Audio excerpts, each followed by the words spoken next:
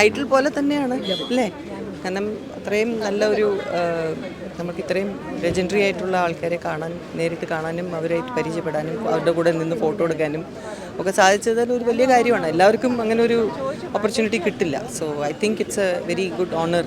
So thank you to IFFK Chalachitra Academy, government of Kerala. വളരെ എന്താ പറയുക, നോസ്റ്റാൾജിക് ആൻഡ് ഹാർട്ട് വാർമിങ് ഒരു ഇമോഷണൽ മൊമെൻറ്റ്സ് ആയിരുന്നു. Seeing lot of people after a very long time.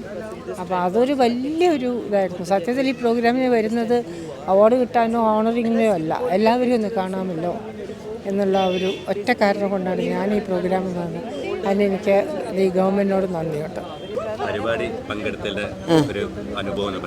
എന്തായാലും അതാ കണ്ടില്ലേ, നിങ്ങൾ കണ്ടില്ലേ അനുഭവം? ഇതൊക്കെ തന്നെ അനുഭവം.